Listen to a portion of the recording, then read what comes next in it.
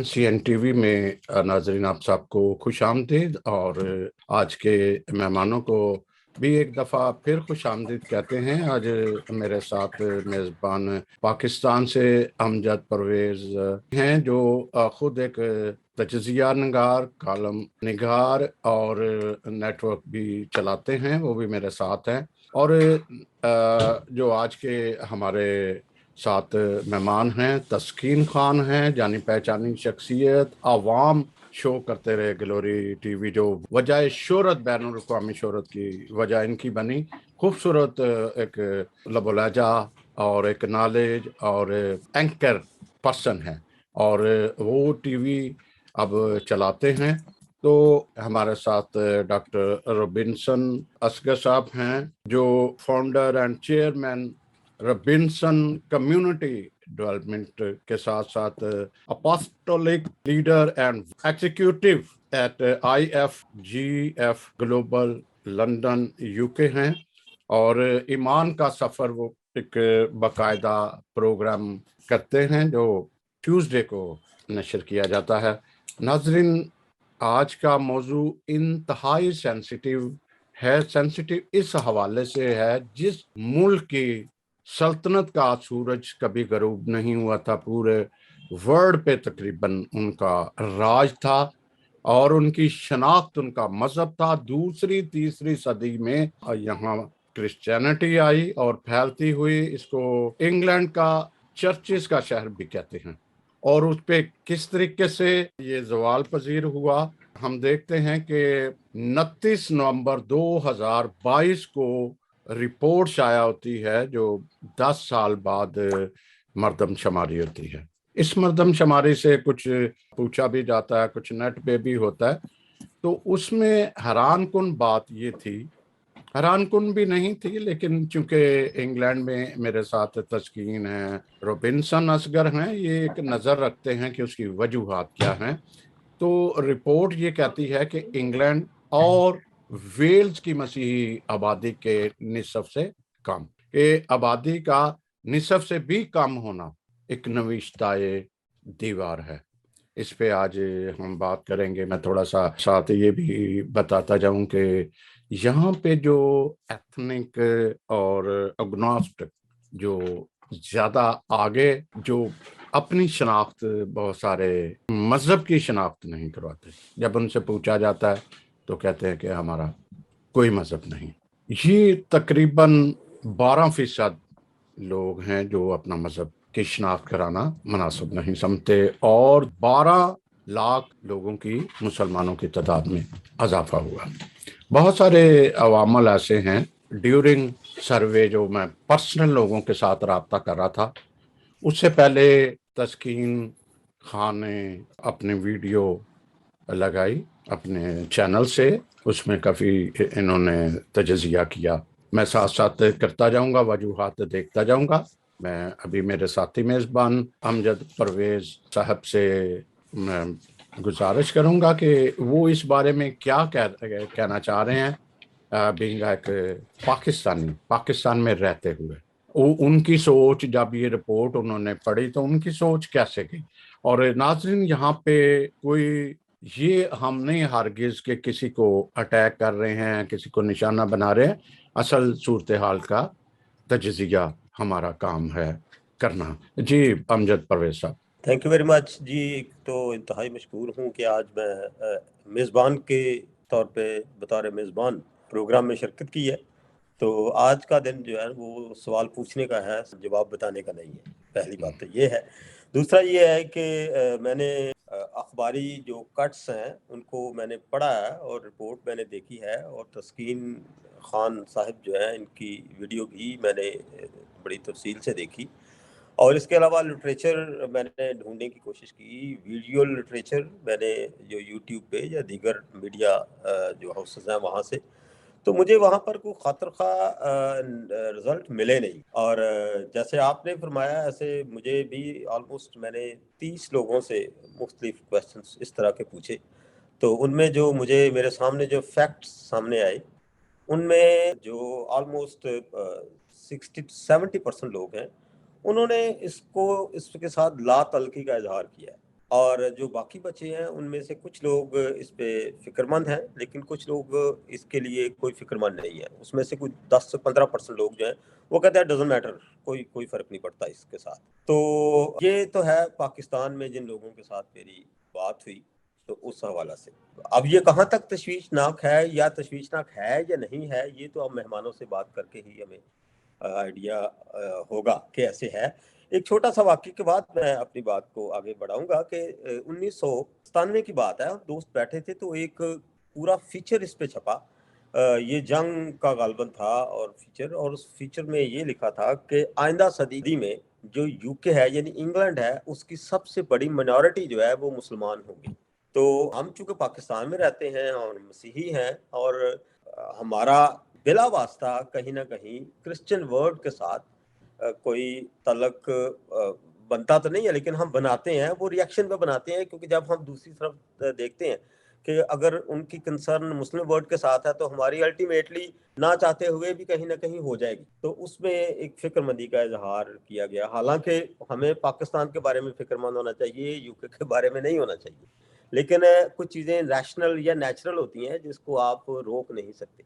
तो वहाँ से लेके आज तक जो है वो डेफिनेटली इस जो लंदन है वो तो मल्टी कल्चरल मल्टी रिलीजियस है। एक बात तो ये है। दूसरा ये है कि जहाँ तक एथियस्ट जो है उनका तलक है, तो वो पाकिस्तान में फास्टेस्ट ग्रोइंग कम्युनिटी है, अब हो रही है। यानी कि एक अंदाजे के मुताबिक 4.6% एथियस्ट जो है वो पाकिस्तान में।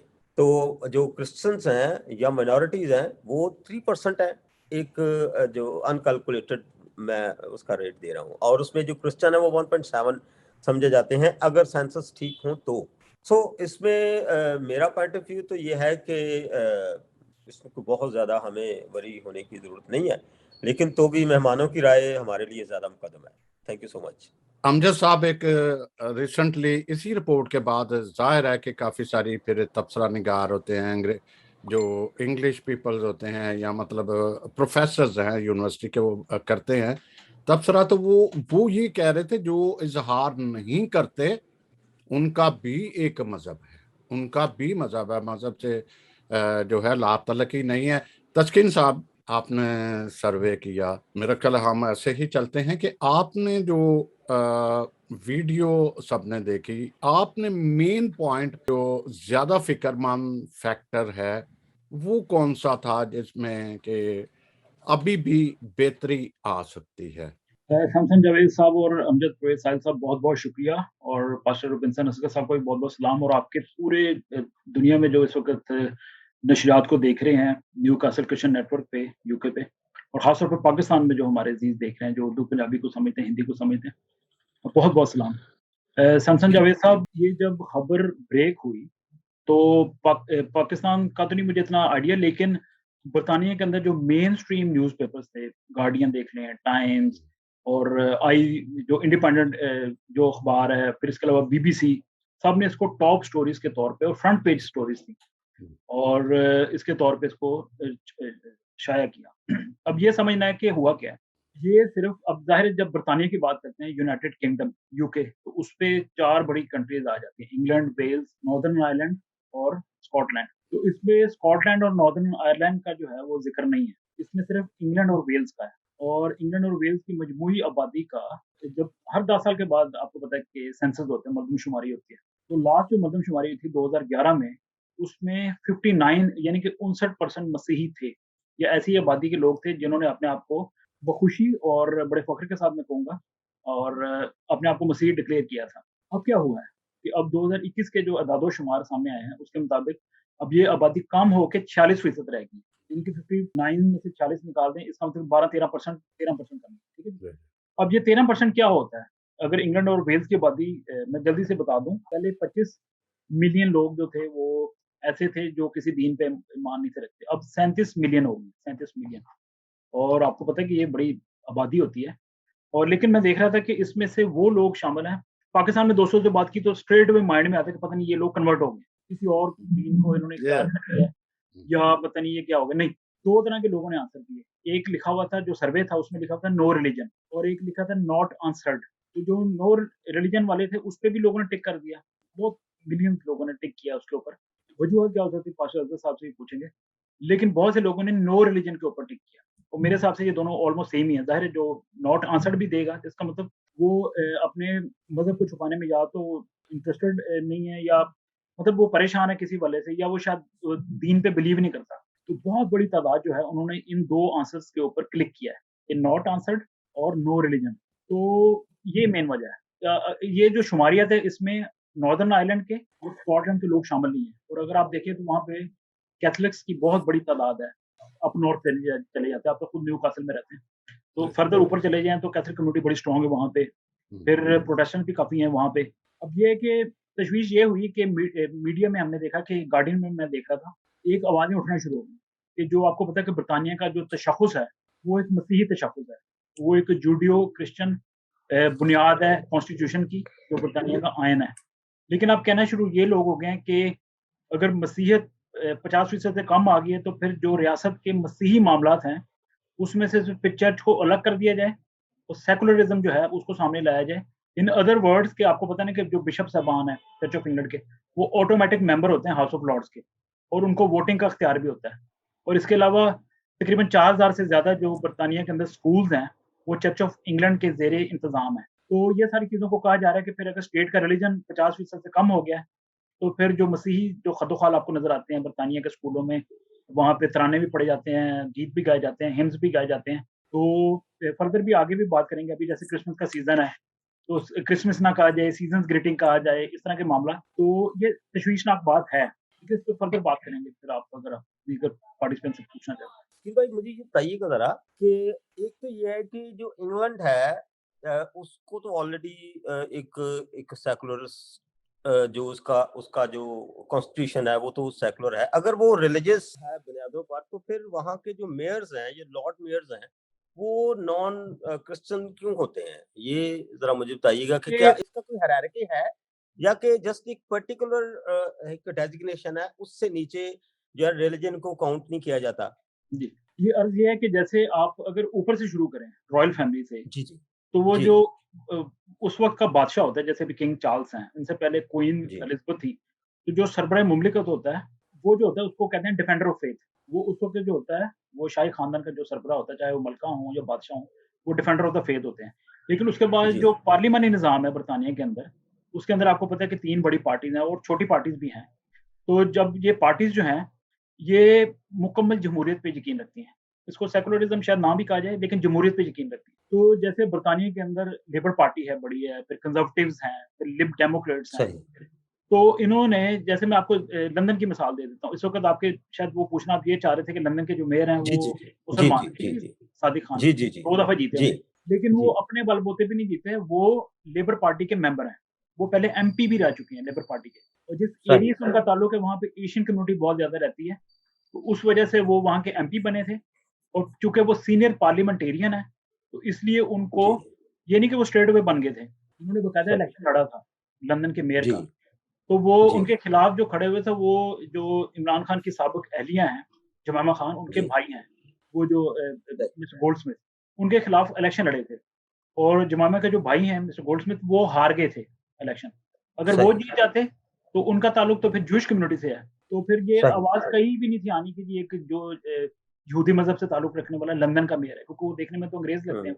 लेकिन चूँकि सही, ये मुसलमान का ताल्लुक है, तो इसलिए बहुत बड़ी खबर बन गई और पाकिस्तान जैसे सही। मुल्क में फिर बातें नहीं आई कि लो जी वो लंदन में तो मुसलमान मेयर बन गया, तो पाकिस्तान में मसीही या दीगर अक़लीतों पे मबनी मेयर कब बनेगा या कोई इस लेवल का आदमी कब सामने आएगा? तो ये जो पार्टीज़ हैं, ये जी, सबको चांस देती हैं। अब सबसे बड़ी बात सही। छोड़ें, मेयर तो बहुत छोटी-सी बात है। इस वक़्त बरतानिया के प्राइम मिनिस्टर जो हैं, वो हिंदू हैं, ऋषि सुनक। जी, जी, हाँ, जी, जी। उनका ताल्लुक जो है वो कंज़र्वेटिव पार्टी से है। तो ये बिल्कुल सही, अलग सही। मामला है। ये जमहूरियत जी, मामला है। मैं आगे बढ़ूँगा थोड़ा-सा।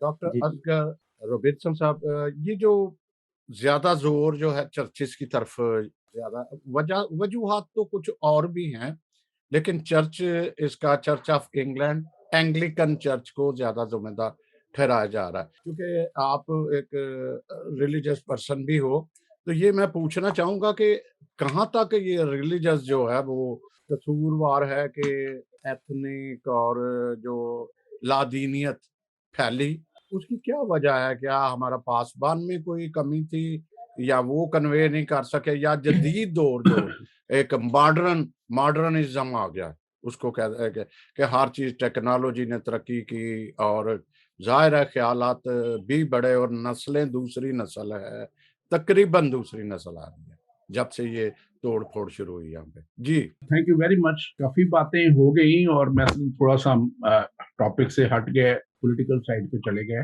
लेकिन मैं समझता हूँ कि मेरे भाई तस्कीन खान ने बड़ी रेलिवेंट और बड़ी अच्छी बातें उन्होंने की और वहां पे उन्होंने इस बात को सारा बयान किया परसेंटेजेस का और सारी जो उसमें हुई। अब आपने जो सवाल किया है मैं उसकी तरफ पहले जाता हूँ, क्योंकि यहाँ पे जो है यूके में, तमाम यूके में कह लें और अगर खास तौर पे इंग्लैंड एंड वेल्स में बात करें तो जो डोमिनेंट जो सारी जिनके पास अथॉरिटी है, जिनके पास चर्चेज हैं, जिनके पास बिल्डिंग्स हैं, जिनके पास फंड्स हैं और जो सारे एक क्योंकि रूलिंग जो आपकी क्लास है वो इनको रिकग्नाइज करती है, तो वो चर्च ऑफ इंग्लैंड है और इनके पास बहुत बड़े वसाइल और बहुत बड़े फंड्स और बहुत बड़ी इनके पास इन वे अथॉरिटी है। फिर उसके साथ साथ अगर आप देखें तो मेथोडिस्ट चर्च है यहाँ पे और फिर यूआरसी है, यूनाइटेड रिफॉर्म जो चर्चेज हैं। तो ये 3 डिनोमिनेशन जो है ये सारी जो कहते हैं मेन स्ट्रीम लाइन में यहाँ पे है और इनका जो रोल थ्रू आउट रहा है वो बहुत अरसे से क्वेश्चनेबल रोल इनका है, वो मैं थोड़ा सा आगे जाके बयान करूंगा। लेकिन सबसे पहले देखने की बात है कि एक तो वजह ये इसमें डिक्लाइन की बनी है कि एज्ड पॉपुलेशन है, जो बुजुर्ग हैं वो चर्चेज में जा रहे हैं और वो कलीसिया का हिस्सा है। तो जो एज्ड पॉपुलेशन है वो उसका अब डेथ रेट भी हो रहा है, तो डेथ रेट जो है वो कंट्रीब्यूट कर रहा है इसमें, जबकि जो नए लोग पैदा हो रहे हैं वो due to technology, due to the new system, due to life और इंटरनेट और इन सारी चीजों की वजह से वो चर्च से दूर हो गए हुए हैं। और चर्च से दूर होने की उनकी वजह यही थी कि चर्च ने वक्त पे उनके लिए कोई इंतजाम नहीं किया, वक्त पे उनके लिए सोचा नहीं, और वक्त पे सोचना उनके लिए बड़ा जरूरी था। क्योंकि जैसे मैं जिस चर्च से बिलोंग करता हूँ, IFGF international full gospel fellowship church है, इसका हमारा हेडक्वार्टर जकार्ता में है, यूरोप में नहीं है, जकार्ता में है। अमेरिका में नहीं है, अमेरिका में हमारे मेन ऑफिस हैं, काफी सारे चर्चेज हैं, लेकिन हमारे जकार्ता में बैठे हुए चेयरमैन ने आज से 10 साल पहले रियलाइज किया कि ऑल्दो उस वक्त वो 55 के थे, तो उन्होंने देखा कि ये नौजवान जो आ रहे हैं बड़े जोश में आगे हैं, तो इनको टैकल करने के लिए क्या कैसे किया जाए। तो उन्होंने टोटली सबको कहा भी, जरूरी नहीं कहा कि आप ये करें, लेकिन उन्होंने खुद भी उसी तरह की शर्ट्स और जीन्स और ये सारा कुछ पहनना शुरू किया, ताकि वो जब देखते हैं ना कॉलर लगा हुआ और वो देखते हैं कि जनाब ये होली लंबा ड्रेस पहना है, तो लोग जैसे यूके में दूर हो जाते हैं होली मैन करके, तो उसके पास नहीं जाते वो। तो उन्होंने एक डिस्टेंस को दूर करने के लिए किया। फिर उन्होंने आज से 8 साल पहले एक यंग बंदे को जो उस वक्त 35 का था उसको कन्विंस किया, जो एक बहुत बड़ा बिजनेस करता था लेकिन स्पिरिचुअली बड़ा ब्लेस्ड था, कि तू उसको वो लेके आए मेन लीडरशिप में। और फिर 5 साल पहले उन्होंने उसको जनरल सेक्रेटरी बना दिया पूरे वर्ल्ड का, और ताकि वो नई सोच को ला सके, नई लीडरशिप को आगे ला सके और नए नौजवान बेटे बेटियों के लिए, बच्चों के लिए वो उस सोच को आगे बढ़ा सके जो उनकी सोच है, जिसमें म्यूजिक भी है, वर्शिप का स्टाइल भी है, बहुत सी और चीजें हैं। तो उसमें क्या किया, और अब उन्होंने क्या किया है, जिसमें मैं भी इन दोनों वर्ल्ड कॉन्फ्रेंसेस की कमेटी में शामिल था, वर्ल्ड की 5 बंदों का पैनल बना था, चेयरमैन पैनल, जिसमें हमने कॉन्स्टिट्यूशन को रिवाइज किया और चीजों को रिवाइज किया। तो उसमें हम क्या किया उन्होंने कि जो वो खुद वो फाउंडर एंड चेयरमैन है, 30 साल पहले उन्होंने बनाया, एक चर्च से स्टार्ट किया और अब 3500 चर्चेज हैं दुनिया में। इतनी बड़ी मतलब कि उसके वो होने के बावजूद वो खुद पीछे हट गए। उन्होंने कहा कि मैं अब चेयरमैन ऑन बोर्ड रहूंगा, और अब जो है आगे हम लाते हैं यूथ को। तो उस जनरल सेक्रेटरी को जिन्होंने 4 साल उनको ट्रेन किया था, उन्होंने उसको प्रेसिडेंट बना के, CEO बना के, तो उसने अब अपनी यंग टीम आगे लिया, जो general secretary, vice general secretary है, और ये सारे 30 साल से लेके 40 साल की एज के लोग हैं, और वो इस सारे चीज को रन कर रहे हैं। और मैं पिछले दिनों मैं नहीं जा सका, कुछ मेरा उस वक्त पासपोर्ट प्रोसेस हो रहा था, डिले हो गया। हमारी हर साल इंटरनेशनल कॉन्फ्रेंस होती है, तो मैंने कुछ लोगों को भेजा, जिसमें एक पास्टर सुरैया, आप उनको जानते हैं, स्विट्जरलैंड से गए। तो उन्होंने वहां पे एक वीडियो लगाई कि मैं यहाँ पे एक वर्ल्ड यूथ कॉन्फ्रेंस पे आया हूँ। तो मैंने उनको कहा यूथ कॉन्फ्रेंस नहीं, वो कहते हैं यहाँ नजर ही यूथ आ रही है मुझे, कहते हैं हजारों की तादाद में नजर ही यूथ आ रहे हैं, इसलिए कि उनके हाथ में भाग दौड़ दे दी गई। जबकि यहाँ पे ट्रेडिशनलिज्म चलता रहा, कमिंग बैक टू यूके और यहाँ के सारे मसाइल के, तो ये ट्रेडिशनल सिस्टम में चलते रहे। मैं 5 महीने के लिए 2015 में अमेरिका में था, और वहां पे लूथरन चर्च है, और वो भी इस चीज को, उन दोनों बड़ी डिस्कशन हो रही थी उनकी। वो अभी तक अपने वो ट्रेडिशनल स्टाइल में जो गीत गाते हैं ना, वो ऊंची ऊंची आवाज में करके तो उस तरह गाते हैं। और उनके वहां पे आपको 14-15 साल तक के बच्चे जो साथ आते हैं, जिनका आना जरूरी होता है, वो नजर आते हैं पेरेंट्स के साथ। और उसके बाद उनको 60 साल से बाद नजर आते हैं। आपको 16 साल और 60 साल के दरमियान का कोई बंदा नजर नहीं आता था, इसलिए कि वो लोग भी भाग गए। तो यहाँ पे जो खास वजह हुई, मैं 2-3 वजह हाथ बताऊंगा आपको। एक तो ये हुई कि मतलब कि जनरेशन इस वक्त 7 यहाँ जनरेशन चल रही हैं। 7 जनरेशन में पहली जनरेशन जो 1901 से लेकर 1924 तक की पैदाइश की है, जिसको ग्रेटेस्ट जनरेशन कहा जाता है। सेकंड साइलेंट जनरेशन है, जो 1928 से लेके 1945 तक जिनकी पैदाइश हुई। तीसरी जो हुई, जहां से ज्यादा काम खराब हुआ, वो दूसरी जंग अजीम के बाद हुई, जो बेबी बूमर जनरेशन कहलाती है। और वो 1946 से लेके 1964 तक के जो लोग हैं, जिनमें अब लोग बिल्कुल अपने आखिरी हदों तक पहुंचे हुए हैं, 60s में या 70s में इस एज ग्रुप में है। और फिर जनरेशन एक्स जिसको कहा जाता है, जो बॉर्न इन 65 से लेके और आप लेके 1980 तक है। फिर उसके बाद एक जनरेशन है जो मिलेनियम जनरेशन, जिसको जनरेशन वाई कहते हैं अब, और ये जनरेशन 1981 से लेकर 1996 तक की है। और उसके बाद एक जनरेशन जेड है, जो 1997 से लेके 1910 तक है, और अब जो प्रेजेंट जनरेशन जा रही है 1910 के बाद। अब ये लोग जो हैं, ये टोटली इंटरनेट के ऊपर है। ये जो जनरेशन है वाई और जनरेशन अब की जो है जेड और अब की, ये टोटली मीडिया जनरेशन कहलाती है। और ये हर चीज मीडिया पे देखना पसंद करते हैं। और मीडिया को कंट्रोल कौन कर रहा है? चर्च नहीं कर रहा, सेकुलर कुव्वतें कर रही है। सेकुलर लोग जिनका एजेंडा, हिडन एजेंडाज पीछे हैं, जो कंट्रोल्ड बाय दी, वो कहते हैं ना कि इल्यूमिनाटीज, और वो दूसरे सारे जो हैं फैक्टर्स हैं, ये सारे फैक्टर्स उनको इस तरफ लेके जाते हैं जो रिलीजन से टोटली दूर करते हैं। वो डाउट क्रिएट करते हैं, वो शक पैदा करते हैं, वो खुदा के वजूद को चैलेंज करते हैं। और एक वजह ये है। अब सेकंड एक वजह, बहुत अहम वजह है, वो ये वजह है कि जब इस तरह का मटेरियल उनको मिलता है, तो बहुत से क्वेश्चन लोग करते हैं। मैंने इस पर भी स्टडी की, जैसे डॉक्टर मेरे भाई तस्कीन ने की, आप लोगों ने की। तो वो बहुत से मैंने जगहों पे देखा कि बहुत से लोगों ने जो कहा, और भाई तहसीन ने एक बड़ी अच्छी बात कही कि ये लोग जो नो रिलीजन कहते हैं, ये नहीं कि वो कन्वर्ट हो गए, वो कन्वर्ट नहीं हुए। वो कहते हैं कि हमारा किसी मजहब से ताल्लुक नहीं। वो खुदा को भी ये भी नहीं कहते, एथियस्ट भी नहीं हुए वो कहते हैं कि खुदा है बस, लेकिन हमारा ताल्लुक कोई नहीं है किसी से। वो खुदा को मानते जरूर हैं कि खुदा है, खुदा ने क्रिएशन को, एवोल्यूशन पे नहीं वो मानते, क्रिएशन पे मानते हैं, लेकिन वो किसी मजहब के साथ अपना ताल्लुक नहीं रखते। तो उसमें उनको ये जो लोग हैं, ये लोग क्यों दूर हुए? इसकी वजह ज्यादातर मैंने जो देखी वो ये आई कि इन लोगों को दुनिया में रहते हुए जो दुनिया के मसाइल हैं, जब उनका हल नहीं मिलता, कोई बीमार हो गया, उसके लिए दुआएं की गई। मैंने पढ़े ये कमेंट्स बहुत सारे कि मैंने क्यों क्रिश्चियनिटी छोड़ी, मैं क्यों खुदा से दूर हुआ। तो उन्होंने कहा कि जब हमारी दुआई नहीं सुनी गई, हमारे पेशेंट ही हील नहीं हुआ, हमारा ये नहीं हुआ, अगर खुदा ही कंट्रोल में है तो पेंडेमिक क्यों आया।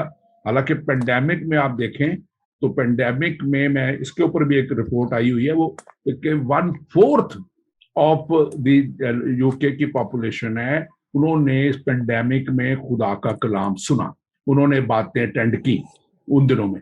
लेकिन वो क्वेश्चन ये करते हैं कि ये क्यों है, why God allow us such situation. अब यहाँ पे चर्च का रोल बनता है, यहाँ पे जो चर्च है उसका रोल बनता है कि वो उस तरह से इस इश्यू को एड्रेस करे। वो इन लोगों के सवालों के जब तक जवाब नहीं देंगे, हम देखते हैं कि हम जवाब देने से गुरेज करते हैं और हम अपने ट्रेडिशनलिज्म में चलते हैं।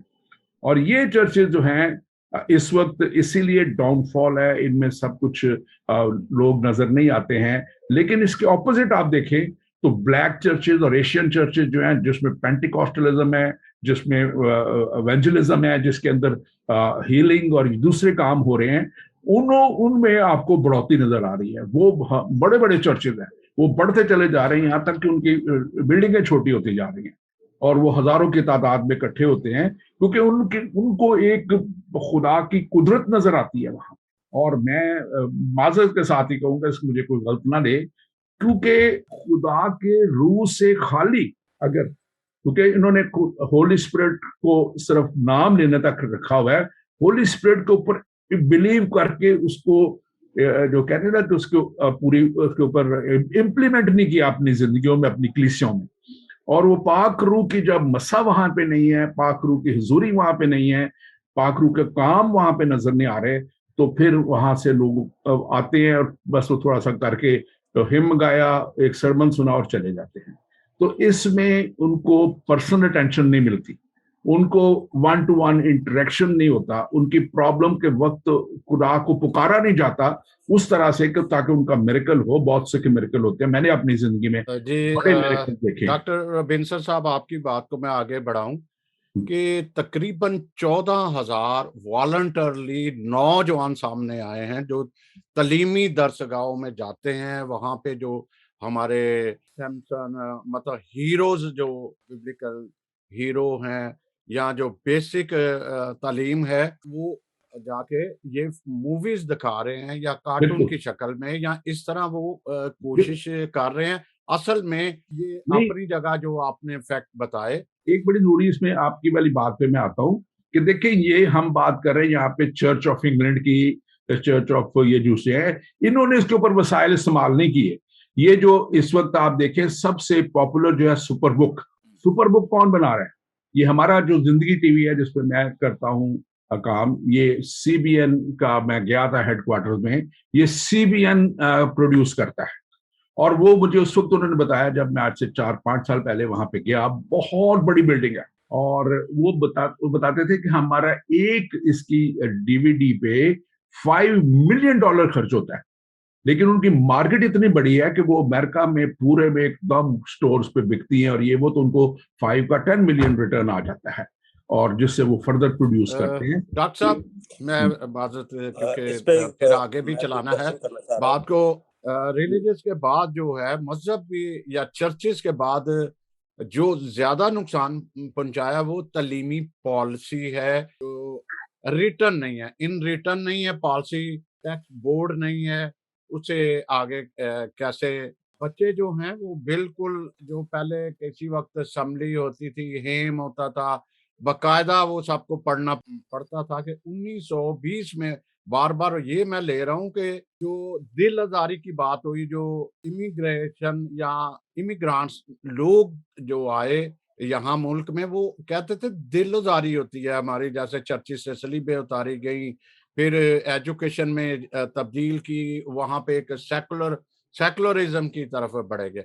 तो अमजद साहब, इससे था कि मैं ज्यादा बोल जाऊं, हमारे ये मेहमान ही बोलेंगे। मेरा एक क्वेश्चन है पहले डॉक्टर साहब से। जी आप पूछिए। मैं ये चाहता था कि वो पहले मैं जरा क्लियर हो जाए, जी बात हमारी जो है ना वो बिल्कुल रिलीजन की तरफ ना चला जाए। अच्छा, मैं ये गुजारिश कर रहा कि अभी जो सर्वे है जिसपे हम बात कर रहे हैं, इसका जो इम्पैक्ट है अभी वो, एक तो ये है कि वो मुझे जरा बताएं कि इसका इम्पैक्ट इंग्लैंड पे क्या पड़ सकता है, और क्या ये एक पॉलिटिकल मसला नहीं, और अगर ये कोई पॉलिटिकल मसला है तो इसके लिए क्या ये जो जिम्मेदारी है कि चर्च की जो जो जो इंग्लैंड की जो एक रिलीजियस वर्थ है, वो क्या उसका सस्टेन रहना जरूरी नहीं? अगर सस्टेन रहना जरूरी नहीं तो यह है, तो फिर उसके लिए जो चर्च है उसने इस पे क्या स्टेप्स लिए हैं, यानी कि ये पॉलिटिकल पॉइंट ऑफ व्यू से बताएं। बिल्कुल फिर मैंने एक एंगल बताया, क्योंकि उन्होंने चर्च की बात की थी मुझसे। जो दूसरा हिस्सा है उसको हम देखें। अब देखें, अब जो पॉलिटिकल पॉइंट ऑफ व्यू में नेचुरली जो जैसे मेरे भाई तस्कीन ने बताया था कि ये automatically church House of Lords का जो बिशप्स है, जिनको एक नंबर है, खास नंबर है, वो उनको मेंबर बन जाते हैं और वो हर तरह के जी। डिसीजन मेकिंग में उनकी ज़ाहिर राय होती है। अब जब पॉलिटिकल जो है सिस्टम, क्योंकि वो रिलीजन से आप पे आज़ाद है, तो इसलिए मैं नहीं समझता कि इसका कोई रिलीजन पे पॉलिटिकली कोई इम्पैक्ट है। पॉलिटिकल इम्पैक्ट नहीं है जो इसके ऊपर, लेकिन क्योंकि जब पॉलिटिकल डिसीजंस कोई ऐसे हो जाते हैं तो लोग इसको रिलीजियस ले लेते हैं। मैं एक मिसाल आपको देता हूँ। जॉर्ज डब्ल्यू बुश जो जब प्रेसिडेंट बना तो उसने एक उसका मशहूर था कि इसको एवेंजेलिकल लॉबी के वोट पड़े हैं और वो खुद भी कहता था कि मैं एवेंजेलिकल हूँ। और वो उसके आते ही, अभी उसको बेचारे को थोड़े ही दिन हुए थे और 9/11 हो गया। और जब 9/11 हो गया तो उन्होंने एकदम डिसीजंस लिए और मैंने वो उसके ऊपर सारी डॉक्यूमेंट्रीज भी देखी है कैसे वो सारे डिसीजंस लिए गए। तो उसमें इतना ज्यादा उन्होंने इस चीज को, मैं समझता हूं कि डील किया पावर के हिसाब से, कि अपनी माइट दिखाने के लिए, पावर दिखाने के लिए, पॉलिटिकल डायलॉग करने की बजाय उन्होंने जंग मुसल्लत कर दी। चलो अफगानिस्तान पे तो कुछ हद तक उनका कुछ बनता था, लेकिन उन्होंने जो इराक के ऊपर किया वो टोटली अनजस्टिफाइड था। कुछ भी वहां से वो हासिल नहीं कर सके जो उन्होंने कहा था कि वहां वेपन ऑफ मास डिस्ट्रक्शन है और ये और वो है।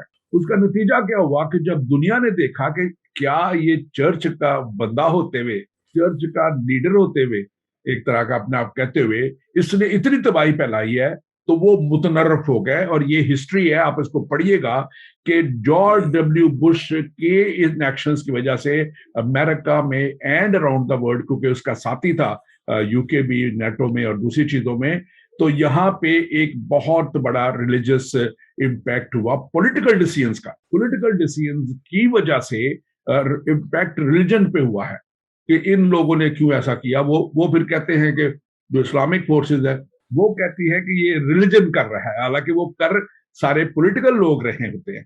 तो उसका एक ज़िमनी क्वेश्चन है इसमें एक ज़िमनी सा क्वेश्चन है इसके साथ, अगर आप उसका भी मुझे अभी बात सुनते आपकी ना मेरे ज़हन में आया है जी।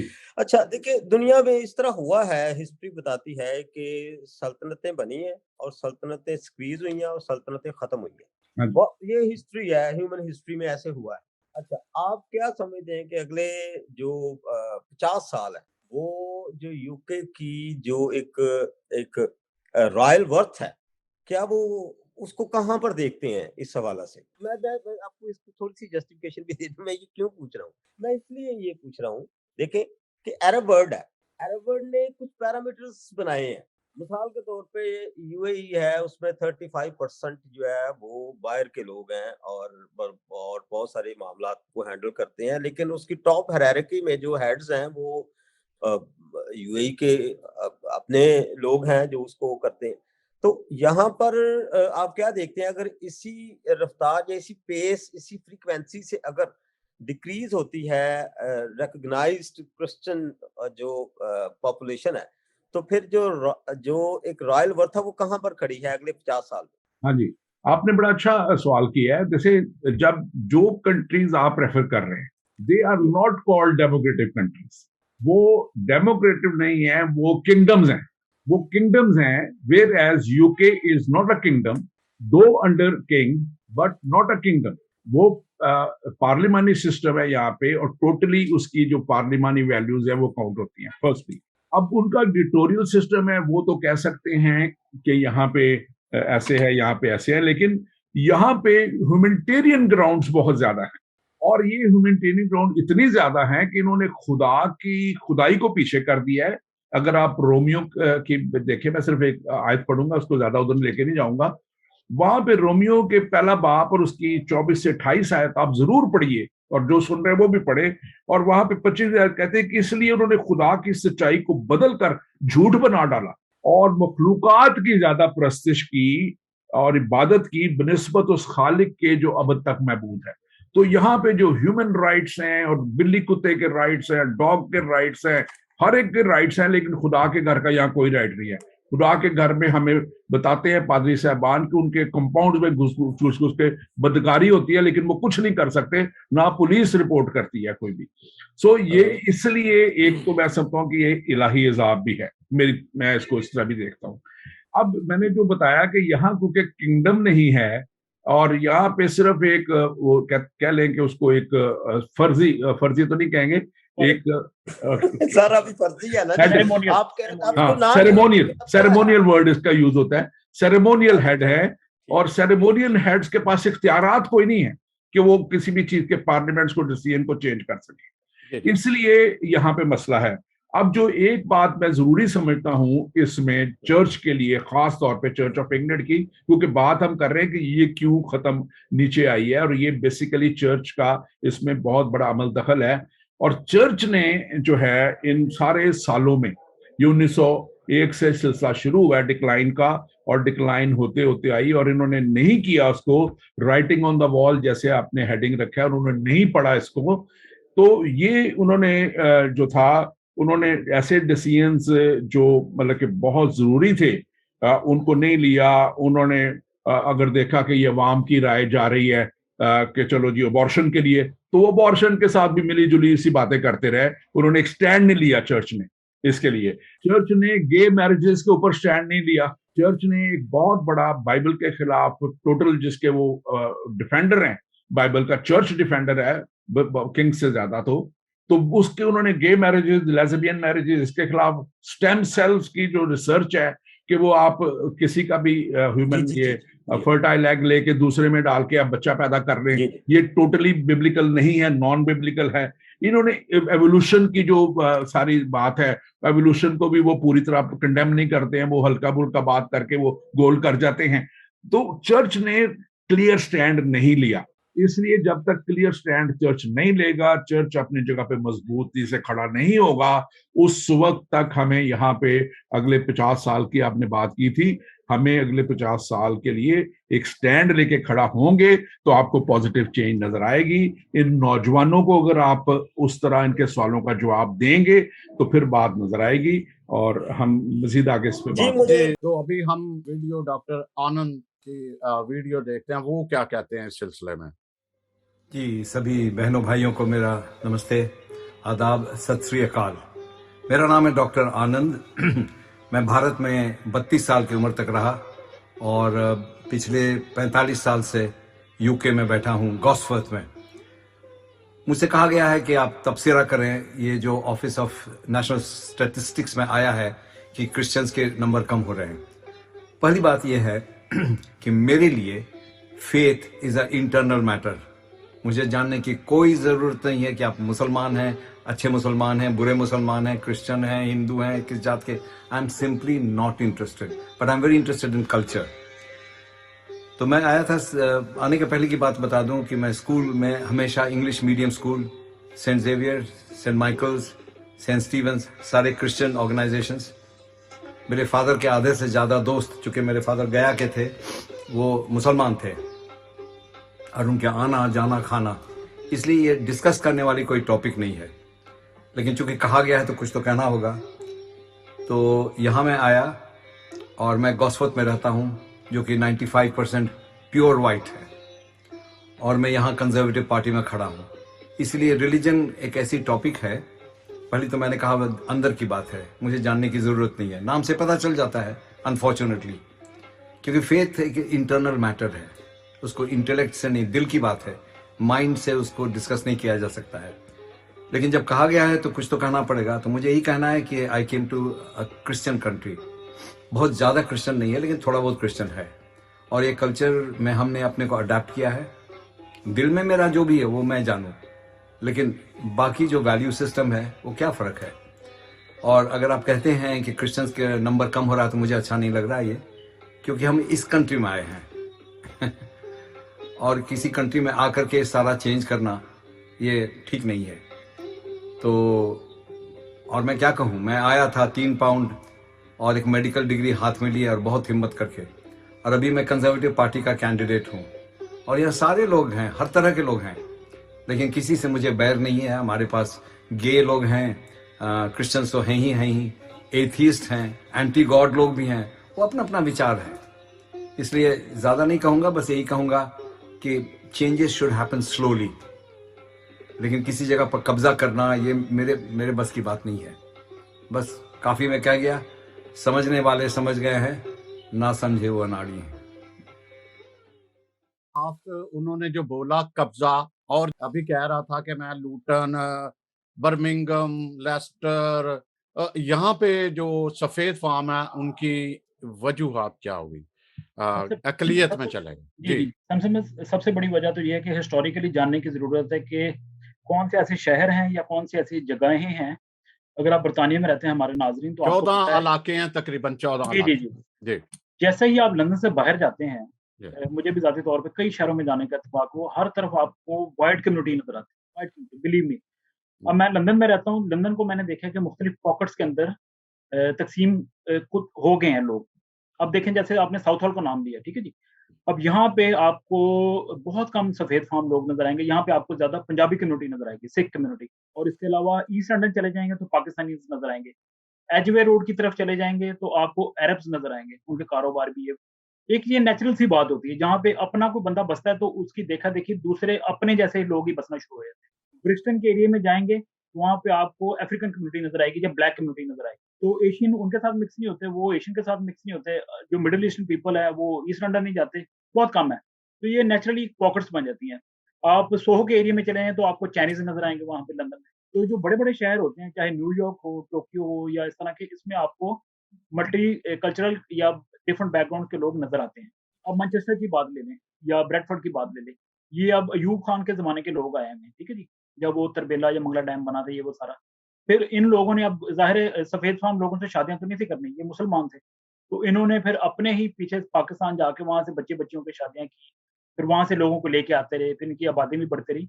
और ये इंग्लैंड और वेल्स की सिर्फ बात करें, क्योंकि ये शुमारियत की बात हो रही, तो मुसलमानों की आबादी 2.7 मिलियन थी।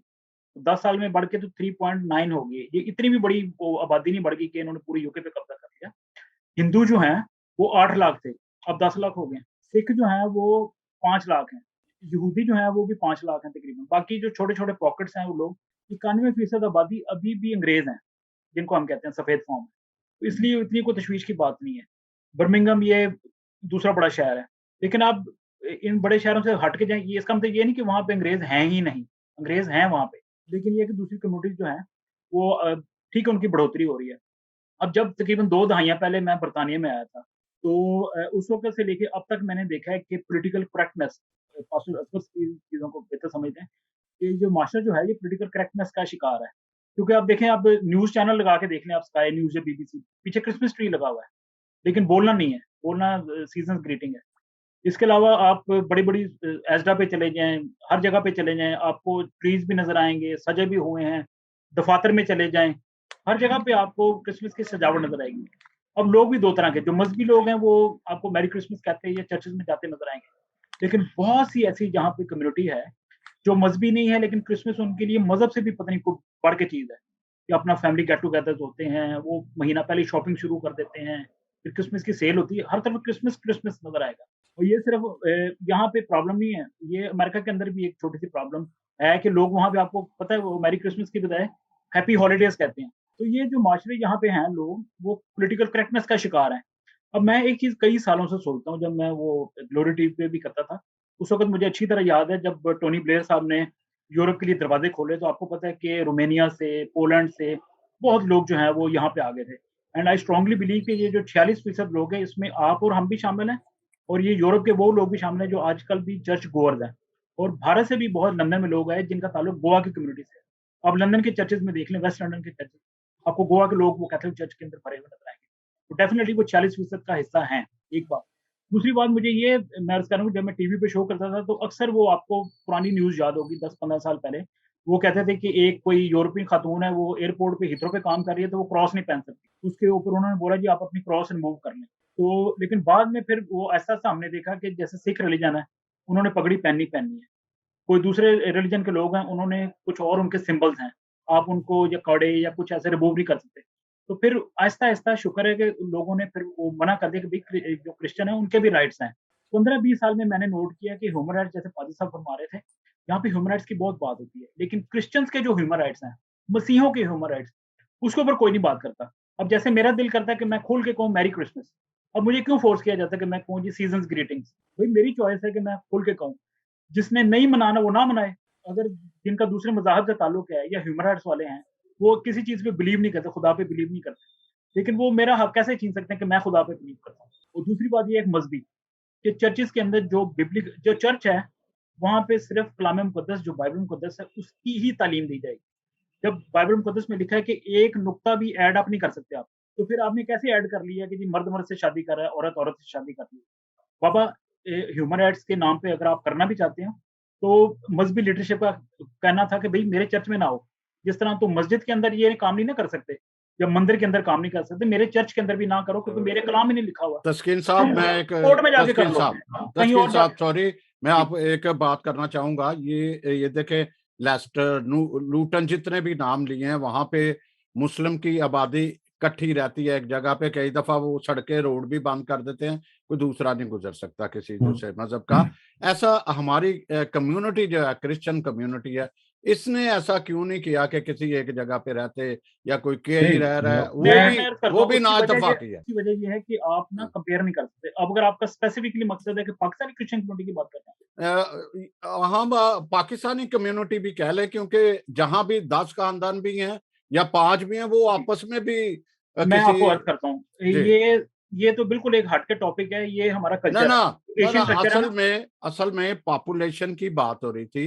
पाकिस्तानी जी। या इंडियन कम्युनिटी, मुझे हम्म, अच्छी तरह याद है कुछ साल पहले किसी दोस्त ने सर्वे के जरिए या हम्म, शुमारियां शेयर की है। पाकिस्तानी बैकग्राउंड से ताल्लुक रखने वाले 16,000 मसीही थे, 16,000। और जी कई जी। लोग जो है 50-50 साल से आए हैं। तो भारत के जो मसीही थे वो तकरीबन 47 या 50,000 लगा दें। हम्म, तो अब जो पाकिस्तान से आए हुए मुसलमान हैं उनके साथ कंपेयर करें, हम्म, 40 लाख किधर और 16,000 किधर, ये तो कंपैरिजन ही नहीं बनता। मुझे अच्छी तरह याद है जब हम सारे दोस्त मिलके वो 10 डाउनिंग स्ट्रीट पे जाते थे या पाकिस्तान में मुस्लिम मसाइल हुए थे, परसिक्यूशन हुई, तो 200 आदमी आते थे तो मैं दिल में खुश होता था। मैं कहता ये 200 जो हैं वो 20,000 के बराबर है क्योंकि हमारी आबादी थोड़ी है, हम्म, ये कंपैरिजन बनता ही नहीं है। जिस तरह पाकिस्तान में हम थोड़े लोग हैं, अब ज़ाहिर है वहाँ 18 करोड़ मुसलमान हैं, तो ताज़ा शुमारियत के मुताबिक पाकिस्तानी मसीही जो हैं वो हिंदू से भी कम है, 18 करोड़ हैं, 18 लाख हैं बकौल, हालाँकि ज़्यादा भी हो सकते हैं। लेकिन जी उसी तनासब से लोग पाकिस्तान से बाहर गए हैं। तस्किन साहब, मैं असल में जा रहा हूँ। देखें, हमारे हमारे लिए वीजा कितना मुश्किल तरीन है हमारे लिए। हालांकि क्रिश्चियन जो है एक कंट्री कहा जाता है, कितना मुश्किल है। कितनी आई है, आबादी वहां कम हो जाती है, यहाँ कितनी इमिग्रेशन है, ना होने के बराबर है। सर, एक तो वजह ज़ाहिर है कि हाँ, पैसा नहीं है, गुर्बत भी हम्म, है, ज़ाहिर है पैसा पाकिस्तान से जब आपने बाहर जाना तो ये कोई हम्म। इतना वो आसान नहीं है काम, ठीक है ना? अब वो नहीं, जो पाकिस्तान की दीगर कम्युनिटी है, मुसलमान कम्युनिटी, वो तो बिज़नेसमैन भी हैं, वो चलें, वो आगे चलते हैं। शादियाँ भी करके आते अमजद, हैं। आप तस्कीन से पूछना चाहते हैं तो फिर आगे बढ़ते हैं, फिर डॉक्टर बिन्सन साहब की तरफ। जी। जी, जी। अच्छा तस्लीम भाई, ये है कि कुछ सालों से मैंने मीडिया में देखा है, क्योंकि मैं तो डेफिनेटली वहाँ रहता नहीं हूँ, ठीक है, सोशल मीडिया में देखा है, वहाँ पर कुछ नो गो एरियाज हैं बन गए, नो गो एरियाज हैं। जी, तो वहाँ पर वो कुछ फनेटिक्स टाइप के लोग हैं जो वो अपना एक खास इम्प्रेशन देते हैं। जी, तो जी। इसके बारे में जो है ना, और वो इम्प्रेशन ये भी देते हैं कि we are just invading the other places, ठीक है ना? क्या ये सच है या ये एक जस्ट एक नहीं, ये मिथ है? नहीं थी, ये कुछ साल पहले अच्छा, मैं आपको नाम ले देता हूँ, जैसे ड्यूसबरी एक जगह ड्यूसबरी, फिर इसके अलावा जी, ठीक ईस्ट है, लंदन के अंदर कुछ ऐसे ठीक है। एरियाज़ थे जिनको नो गो एरियाज़ बना दिया गया था कि जी दीगर मज़ाहब जी, के लोग नहीं आ सकते, वहाँ पे आप खड़े होकर शराब जी। नहीं पी सकते। और यस, वहाँ यस। पे वो शरिया कोर्ट्स बना दी गई या इस तरह के मामला, खबरें बहुत चली थी। जी। लेकिन जी, उसके जी, जी। रिएक्शन में फिर आपने देखा था कि यहाँ पे दाएँ बाजू के जो राइट विंग ग्रुप्स हैं, जैसे ब्रिटेन फर्स्ट है, जी, या वो फिर जी। उठ खड़े हुए थे, जो अंग्रेज़ों के सही। ग्रुप्स थे। फिर वो एक तरह से वो उन्होंने कहा था कि कंट्री हमारी, यहाँ के हम मालिक, और तुम लोग जी, बाहर से आए हो, तुमने नो गो एरियाज़ बना दिए हैं, ये ऐसा क्यों हुआ है? जी। फिर जैसे लुटन सही, का नाम सही। लिया अपना संसन साहब ने, वहाँ पे भी हमने हुँ। देखा कि ब्रिटेन फर्स्ट के जो लोग हैं वो चले गए थे। वहाँ पे उन्होंने जी, जनाब कैमरे पकड़े हुए हैं, इनके घर वो मज़हबी एरियाज़ में जाके बेसिकली इनको चैलेंज किया था उन्होंने, कि तुम लोग वो सही। एरियाज़ कैसे बना सकते हो? तो प्रीटी मच वो अब एक तरह से वो मसला सॉल्व ही समझें, क्योंकि आजकल सोशल जी। मीडिया का दौर है, वो 1 मिनट में पता चल जाता है कि कौन क्या ड्रामा। तस्कीन, डॉक्टर बिन्सन साहब कुछ कहना चाह रहे हैं जी, तो प्लीज कहिएगा। जी आप जी। असल में इररेलेवेंट बीच में ले आते हैं ना। बात हो रही थी नहीं, क्रिश्चियनिटी की, असल कि आप में सियासत के ले आए, आप ले आए कि नहीं, मेयर बन असल जाते, में या बन डॉक्टर जाते, साहब, ये रेलिवेंट नहीं था आज के टॉपिक से। डॉक्टर साहब, रेलिवेंट की बात नहीं, असल में फैक्टर्स आए हैं यहाँ पे जो क्रिश्चियनिटी का डाउनफॉल हुआ है ना, उसमें नहीं, आपकी ये एजुकेशन भी आई है, चर्चेस भी आए हैं, सियासत अच्छा, भी मैं बीच में आपको आई है। बताता हूँ, मैं जी। आपको बताता हूँ अभी डॉक्टर रेलेवेंट नहीं भाई है, रेलेवेंट चले ऐसा चलते हैं, तस्कीन बात करते हैं। सब कुछ मिस्टर ऐसा नहीं है। तस्कीन ने, भाई तस्कीन ने बिल्कुल क्लियरली इसको बता दिया कि जी। वो, अब मैंने इसको अभी सारी स्टेटिस्टिक चेक की है जो अभी लेटेस्ट स्टेटिस्टिक है। जी इस वक्त जी। जो वाइट क्रिश्चियन है, वाइट मेजोरिटी है, क्रिश्चियन नहीं कहूंगा, वाइट मेजोरिटी यूके की, दैट इज 82%। और जो दूसरे हैं सारे अफ्रीको के, एशियन और पाकिस्तानी और इंडियन और सारा कुछ मिला के टोटल 18% है। अब हुआ यहाँ पे क्या है डेमोग्राफिक्स में, कि जो बाहर से आते हैं लोग ना, वो जॉब्स के लिए और दूसरी चीजों के लिए वो बड़े शहरों में रहना पसंद करते हैं। तो बड़े शहरों में रह के तो जाहिर है वो एक जगह इकट्ठे हो जाते हैं, और वहां पे जैसे साउथ हॉल कह लें या लूटन कह लें या ये कह लें, तो वो अपना अपना बंदा इलेक्ट करवा लेते हैं और इस तरह कर लेते हैं। लेकिन आप ये देखें कि अगर 16, 17, 18 इस तरह के हैं, तो देर आर मेरे ख्याल 100 के करीब टोटल यूके में मेयर और इस तरह के कॉन्स्टिट्यूएंसी बनती, तो बाकी जगह पे वो लोग मौजूद हैं। ये सिर्फ कॉन्सेंट्रेटेड हो गए एक जगह पे। और उन्होंने लेकिन ये भी आप देखें कि ये हमेशा हम सब लोग बड़े शहरों में रहना पसंद करते हैं, जॉब के मौकों के लिए, दूसरी चीजों के लिए। तो इसलिए इन जगहों पे प्रोमिनेंट सिटीज में आके तो ये होता है। बाकी जो बात है इस वक्त खास तौर पे जो मैं समझता हूँ कि देखने की है, मैं टॉपिक की तरफ आना चाहता हूँ कि इसका हल क्या है। अब आपने आखिर में क्या हल ये है कि चर्च को, हम सब को, जो यंगर जनरेशन है उसकी तरफ तवज्जो करनी होगी, उसको लीडरशिप देनी होगी, उसको उनके सोच के मुताबिक उनको जो है हमें जो है प्लेटफॉर्म मुहैया करने होंगे। और फिर इन यंग लीडर्स को रीच करने के लिए यंग लोगों को आगे लाना, यंग लोग आए और वही उन तक पहुंचे और वही उन तक लेके जाएं। और इसमें खास तौर पे देख लें, जो हम में से बार परेशान हो जाते हैं, जो मुस्लिम जो इंक्रीज है वो 4.6% से 5.9% गालबन गई है 10 सालों में। और उनके अपना नौजवान जो है वो बिल्कुल छोड़ता जा रहा है। ये क्योंकि वो ज्यादा बच्चे पैदा करते हैं, उनके जनाब 6-6, 8-8 बच्चे हैं, इसलिए ये नंबर उनका बड़ा है। और जो है वेर एज गोरों में बच्चे होते ही नहीं, करते नहीं, आधे से ज्यादा तो बच्चे करते नहीं है, करते भी है 1 या 2 करते हैं, तो इसलिए ये थोड़ा सा नंबर उनका बड़ा है। लेकिन सिख इज्म में भी, हिंदुइज्म में भी और मुस्लिम में भी जितना नौजवान तबका है, जितना पढ़ा लिखा तबका है, वो सब इसी हमारे जो टोटल माशरे का नौजवान तबके के साथ मिलके, जो इस वक्त इंटरनेट और एजुकेशन और इन सारी चीजों में आगे है, इनका फोकस उस तरफ चला गया हुआ है। और इनका फोकस निकल के रिलीजन से हट के जो है वो दूसरी चीजों में ये लग चुके हुए हैं। अब सोचना चर्च ने ये है, सोचना लीडरशिप ने ये है कि इनको कैसे हम वापस ला सकते हैं, कैसे हम इनको जो है इन्वॉल्व कर सकते हैं। और उसके लिए मैं समझता हूँ कि चर्च को खोलना पड़ेगा अपने दरवाजों को, चर्च को किसी ना किसी तरह की ऐसी एक्टिविटीज करनी पड़ेंगी जिसमें यूथ को इन्वॉल्व करके ला सकें। आप यहाँ चले जाएं, आप यकीन करें कि मैं तो पता नहीं कितनी जगह फिर फिर के थक गया हूँ। ये जो चर्चेज हैं, जो मेन चर्चेज हैं, ये अपनी जगह ही नहीं देते हैं हमें इबादत करने के लिए। ये कहते हैं कि नहीं, आप हमारी सेंचुरी यूज नहीं कर सकते, आप हमारा हॉल यूज कर लें। सेंचुरी में बैठे हुए 10 बंदे इबादत कर सकते हैं, हमें 100 बंदों के लिए उनका मेन चर्च नहीं मिल सकता। तो ये इनकी जेन, जब तक इनकी जेनियत चेंज नहीं होगी, सोच चेंज नहीं होगी चर्च की, लीडरशिप की और ये सारों की, वो समझते हैं कि हमने पता नहीं वहां जाके क्या करना है, हमने भी खुदा के इबादत करनी है, प्रस्तश करनी है, दुआ करनी है। और मुझे नहीं मिल रहा था कोई, तो मैं सैटरडे को सर्विस करता हूँ, क्योंकि सैटरडे को भी, वो भी चर्च प्रॉपर एंग्लिकन चर्च नहीं है, क्योंकि वो है एंग्लिकन के अंदर ही, लेकिन वो एक छोटा उनका चर्च है जो हाई चर्च नहीं कहलाता, जो नॉर्मल जो चर्च होते हैं, तो इसलिए वो इजाजत दे देते हैं।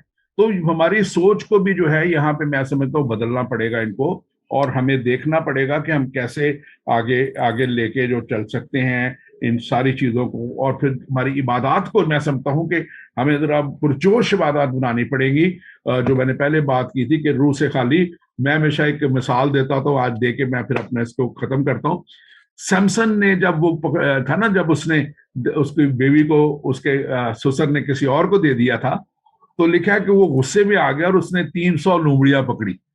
उसने 300 लोमड़ियां पकड़ी और क्या किया था उसने, दो दो को उसने दुम्मे बांधी थी उनकी, और दुम्मों के दरमियान में उसने क्या लगाई थी, मशल लगाई थी। और फिर उसने खेतों में, उनके सारे खेतों, उन दिन उसने खेती बाड़ी उनका सारा कुछ होता था, उसमें छोड़ दिया। अगर वो दुम्मे लोमड़ियां भी पकड़ लेता, दुम्मे भी बांध देता, मशले ना लगाता, तो क्या होना था, छोड़ देता, वो सारे फसलों में कुछ भी नहीं होना था। तो आज चर्च को, लीडरशिप को उस आग की जरूरत है, जो पाखरू की आग है, जो उस मशल की जरूरत है। अगर आग नहीं होगी उनके जो लीडरशिप में, जिसने भी चर्चेस किया है, जितने मर्जी मिलियन पाउंड लगा लें, जितने मर्जी ये प्रोग्राम बना लें, वो कामयाब नहीं हो सकते। The presence of the Holi spirit church को रिवाइव कर सकता है। चर्च को रिवाइव, अगर 19th सेंचुरी रिवाइवल जो दुनिया में आया था क्रिश्चियनिटी का, वो because of the fire of the Holi spirit आया था, और जिसके बाद फिर जो है ये सारा काम आगे बढ़ा था। तो मैं समझता हूँ कि आज के लिए हम इतना ही इसको काफी रखते हैं कि हमें इस नई जनरेशन के लिए हमें काम करना है, और नई जनरेशन के थ्रू ही काम करना है। हम बड़े बड़े जो है बैठे हुए हैं, अब अपनी एज को पहुंच गए हुए हैं, हम उनमें जाके उनकी सोच को नहीं पकड़ सकते। उनकी सोच को नौजवान ही पकड़ेंगे, और नौजवान पकड़ेंगे जब, तो बड़ी बड़े, मैं समझता हूँ कि सारा काम रिवाइवल की तरफ आएगा और ये बेहतर हो सकेगा। और ये हमें अपनी कलाम के ऊपर हमें स्टैंड लेना पड़ेगा, चाहे वो फर्टिलिटी की बात है, चाहे वो गे मैरिज की बात है, चाहे वो जो भी है इसमें अबॉर्शन की बात है। The church has to take a clear stand इसके ऊपर। हम मसीही हैं चारों, मैं ईमान रखता हूँ, और हमारे बहुत से देखने वाले भी जो हैं मसीही हैं। तो बेसिक्स पे आए, बैक टू बेसिक्स, कि हमें ज़ाहिर फ़िक्र है अंदर से, तो हमें तो दुआ से स्टार्ट कर देना कि प्लीज़ ये माशरे जो हैं, ये दुनिया को लीड करते रहे हैं, बरतानिया या अमेरिका। ख़ासतौर पे बरतानिया की बात हो रही है। एक फैक्ट ये भी है ना कि जैसे जब जंगें होती हैं दुनिया में, तो सीरिया से बहुत से लोग आ गए। अब वो तालिबान के साथ जब मामला सही हो रहे थे, तो अफ़गानिस्तान से लोग आ गए, तो उसमें ज़्यादा तादाद मुसलमानों की। अब यूक्रेन की जंग हुई तो मसीही भी आए हैं यहाँ पे। ये दरवाजे यहाँ पे तो खुले हुए हैं, इसमें कोई शक नहीं। लेकिन मसीहियत जो है, वो अभी भी दुनिया का टॉप ब्रांड है।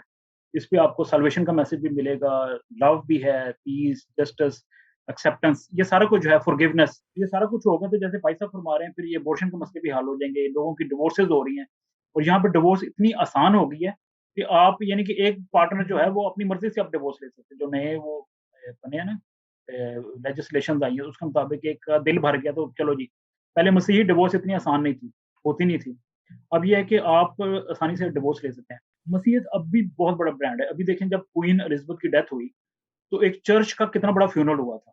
पूरी दुनिया से बादशाह या बड़े-बड़े वज़ीर-ए-आज़म लोग आए थे। तो मसीहत को लोगों ने, पूरी दुनिया में कितने बिलियंस लोगों ने देखा भी था कि अच्छा, मसीही फ्यूनरल ऐसा भी होता है। मसीही शादियाँ जब होती हैं, प्रिंस विलियम की हुई थी, प्रिंस हैरी की हुई, उसको भी उन्होंने देखा। बड़े-बड़े सेलिब्रिटीज़ जो हैं, वो चर्चेज़ के अंदर अपनी शादियाँ करते हैं। तो मसीहत जो है बहुत बड़ा ब्रांड है। लेकिन जैसे भाई साहब ने फरमाया कि डिजिटलाइज़ करना है, अपने आप को एक्सेप्ट करना पड़ेगा, चर्च को भी, हम सबको भी, कि ये एक नया दौर है। अब मुझे अच्छी तरह याद है, एंड में मैं कहूँगा कि पैंडेमिक से पहले, पैंडेमिक के बाद बल्कि ज़्यादा लोगों में मसीहत आनी चाहिए थी, क्योंकि लोग डरे हुए थे मौत से, ये वो सारा। पास्टर बेनी हिन आते थे यहाँ पे, आपको सैमसन साहब याद होगा। जी जी आप बिलीव करें, एक्सेल एरीना के अंदर पास्टर असगर साहब, लोग वो स्टेशन से निकल रहे हैं, चलने की जगह नहीं थी। और इतना मैं बड़ा जाता रहा उनमें, जी, मैं जी, जी। 2006 में भी जाता रहा, मुझे बिल्कुल। 2 घंटे पहले उन्होंने स्पेशल हाँ जी। सीट के लिए बुलाया था। इतनी बड़ी क्यूज़ होती थी कि 2-2 घंटे लग जाते अंदर जाने की। अब वो दोबारा खादम कहाँ हैं? वो क्यों नहीं आ रहे? अब वो आएँगे, मसीहत को लेके आएँगे, तो वो मसीहत पनपेगी, क्योंकि जहाँ खालीपन होता है, उसको मसीही रूह जो है वो ही भर सकती है। क्योंकि लोगों के अंदर खालीपन है, तो इसलिए उन्होंने नो रिलिजन लिखा ना, या लिखा कि नॉट आंसर्ड। तो वो ये नहीं कि किसी और दीन को इख्तियार कर लिया, उनके अंदर खोखलापन है। अब वो मसीहत जो है, वो बिल्कुल पूरी तरह इसको फिल अप कर सकती है। लेकिन बहुत बड़ा क्वेश्चन है चर्च ऑफ इंग्लैंड के ऊपर, क्योंकि हर 10 साल के बाद आपको पता है चर्च ऑफ इंग्लैंड जो है पूरी दुनिया से एंग्लिकन चर्चेस को बुलाता है। जैसे चर्च ऑफ पाकिस्तान से बुलाते हैं, बिशप साहबान को बुलाते हैं पूरी दुनिया से। तो फिर आप क्या जवाब देंगे चर्च ऑफ इंग्लैंड दीगर दुनिया को? कहेंगे जी आप तो सरबराह हैं पूरी दुनिया में एंग्लिकन चर्च के, तो आपके अपने मुल्क के अंदर तनाज़ुली हो रही है, तो आप हमें क्या लेक्चर देंगे? तो ये बहुत बड़ा क्वेश्चन मार्क है। ये सबसे बड़ा प्यार है दुआ। बिल्कुल बिल्कुल। और एक बात से मैं आपकी भाई तस्कीन ने जो बात की है, ये जो अभी पिछले इसी साल में हुई थी, यही 10 साल के बाद जो होती है, पूरे उन्होंने वर्ल्ड से बुलाए हुए थे बिशप्स को, और बिशप इस वक्त जो आर्च बिशप हैं, उन्होंने ये बात जो विद स्पाउसेस बुलाया था, तो उन्होंने अपने जो विद स्पाउसेस जो आए हुए थे, उनको बड़े उन्होंने अपनी पोजीशन क्लियर करते हुए कहा था कि मैंने जो मियाँ बीवी हैं, औरत और मर्द, मैंने उनको बुलाया है। मैंने जो एंग्लिकन चर्चेज में मर्द मर्द के साथ हैं या औरतें औरतें के साथ हैं, मैंने उनको स्पाउसेस के साथ नहीं बुलाया। तो ये भी कितना बड़ा तजाद है कि ऐसे चर्च की लीडरशिप में बिशप्स हैं जो गे हैं या लेस्बियन हैं, और उनके अपने साथी पार्टनर जो हैं वो मर्द मर्द है और औरत औरत है। हमारी लंदन की बिशप पीछे जो थी वो लेस्बियन लेडी थी, जब पाकिस्तान में गई तो बड़ा प्रोटेस्ट भी उसका हुआ था। तो ये चीजें जब तक मजहब अपने आप को क्लियर नहीं करेगा, चर्च अपने आप को क्लियर नहीं करेगा, मैं समझता हूँ ये बड़ा मुश्किल हो जाएगा। और ये आपने जो बात की थी भाई तस्कीन, अभी पिछले इस साल में उन्होंने आना था, फ्रैंकलिन ग्राहम ने, बिली ग्राहम के बेटे ने, तो उनकी मीटिंगें रोक दी गई थी। ये LGBT वालों ने उनकी मीटिंगों को स्टे ले लिया था। मैंने उस मीटिंग में जाना था, 16 जुलाई को होनी थी, और वो भी पता लगा कि वो उन्होंने स्टे ले लिया जो लंदन में होनी थी। दूसरे इलाकों में कुछ जगह छोटे लेवल पे हो गई, लेकिन यहाँ बड़ी मीटिंग थी तो वो इस तरह। तो ये लॉबी को कौन करेगा? इस लॉबी को जो पावर में है वही वो कर सकते हैं, और जो यहाँ पे इनको देखना पड़ेगा कि अपना जो बिब्लिकल लॉ है, अपने क्रिश्चियन राइट्स के बारे में भी बात करें कि मेरे भी ह्यूमन राइट्स हैं। ह्यूमन राइट्स हैं, बिल्कुल बिल्कुल। तस्कीन साहब और रबिंसन साहब और अमजद साहब, अगर आप कुछ कहना चाह रहे हैं, लेकिन उससे पहले मैं ये कहूंगा कि मलका एलिज़ाबेथ दोम जो थी वो मजहबी खातून थी, और प्रिंस चार्ल्स का भी कुछ रुझान सामने आ रहा है। इनके अंडर चर्चेस हैं, चर्च ऑफ इंग्लैंड है।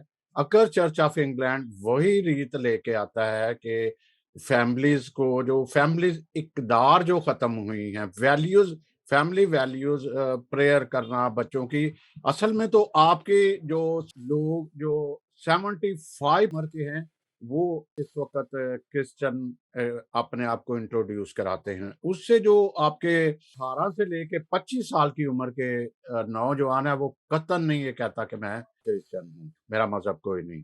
लेकिन ये कराना हमारे चर्चेस का, मैं ये कहना ये चाह रहा था कि हमारे कुछ जो मजहबी लीडर हैं या पास्टर हैं वो इंग्लिश कांग्रीगेशन को डील करते हैं। बहुत सारे हैं, वेल्स में हैं हमारे पास, पास्टर अली शाह हैं, वो बताते हैं कि मैं उनको बड़ी दलेरी से बताता हूँ हालात और वाक़यात, और उनके साथ बात करता हूँ। जब गे का हो रहा था तो तब मैंने असेंबली के बाहर खड़ा एहतजाज करा था, जब ये बिल की बात चल रही थी। तो अमजद साहब, आप कुछ कहना चाह रहे हैं तो हम इजाजत लें। जी, मैं सिर्फ अपने जो व्यूअर्स हैं उनको हम अपनी कोई राय नहीं देंगे, जो मेहमानों की राय है उसको हमारे जो व्यूअर्स हैं उनके सामने है, उनके कमेंट बताएंगे कि उनको क्या किस बात पे वो एग्री हैं, किस बात पे वो डिसएग्री हैं। तो अपने कमेंट्स जरूर दीजिएगा और बताइएगा कि आज की प्रोग्राम के बारे में उनकी राय क्या है। जी, बहुत शुक्रिया। और तस्कीन साहब, आपका बहुत शुक्रिया। आप एक होल को संभालते हैं, मतलब मजहब से हट के, और खूब बातें की। इसी तरह डॉक्टर रबिन्सन साहब ने एक बड़ा जायजा लिया। असल में जो ज्यादा हर जगह पे जहां भी बात हो चर्चिस की तरफ जाती है, तो आपने बड़ा खूब बड़े अच्छे तरीके से बयान किया। हम आपका शुक्रिया करते हैं। इसी तरह अमजद साहब का भी शुक्रिया अदा करते हैं, वो आए और जहाँ पे जो सिस्टम आए, मैं एक दफ़ा उसका सम अप करता हूँ कि सबसे पहले चर्च, फिर हमारा तालीमी निसाब आता है, जो उसमें कभी किसी वक्त होता था वो छोड़ दिया गया। वहाँ पे अब एजुकेशन का सिस्टम ऐसा है कि कोई बोर्ड नहीं है, और नौजवान कुछ वॉलंटरली, जैसे मैंने बताया, 14,000 ये कोशिश कर रहे हैं स्कूलों में जाने की। असल बेस वहाँ पे है। जब आप किसी स्टॉप पे बच्चों की भीड़ देखो तो वो ऐसी गाली भी निकालते हैं, अपने बाप के बारे में भी बात करते हैं, और इसलिए ये करते हैं कि उनको एजुकेट नहीं किया जा रहा। दूसरा, वालिदैन इतने मसरूफ हो गए हैं कि उनको जॉब करनी पड़ती है। वो वैल्यूज, फैमिली वैल्यूज खत्म हो गई हैं, वैल्यूज खत्म हो गई हैं। फिर चर्चेज में मैं एक नुक्ता उठाया था, लेकिन फिर किसी वक्त उस पर बात करेंगे। जो हमारे चर्चेज हैं, या मैंने जो एशियन की भी बात की, एशियन एक किरदार है उनका, उनका किरदार एक मॉरल, एक मॉडल किरदार है। क्योंकि अगर कहें एशियन मजहब में काफी मजबूत है, लेकिन उनका जो मॉडल रोल है वो एक अच्छा रोल नहीं है। वो फिर किसी वक्त बात करेंगे, किस तरह चलेंगे वो एक बाद में बात करेंगे। तो नाज़रीन आपसे इजाज़त चाहते हैं और एक बात फिर मैं कहूँगा कि सेकुलरिज़्म या लिबरलिज़्म हमेशा मज़हब की नफ़ी है। वो मज़हब को नहीं सपोर्ट करता, मज़हब चाहे कोई भी मज़हब हो, मज़हब ही एक ह्यूमन राइट्स या एक ज़िंदगी की लाइन फिट करता है। तो उम्मीद है आप सबको आज का प्रोग्राम अच्छा लगा। आइंदा हम किसी और तरीके से फिर आपकी खिदमत में हाज़िर होंगे। बहुत शुक्रिया, थैंक यू, खुदा आपका आप सबका हामी नस्र हो। Thank you. Thank you. Thank you.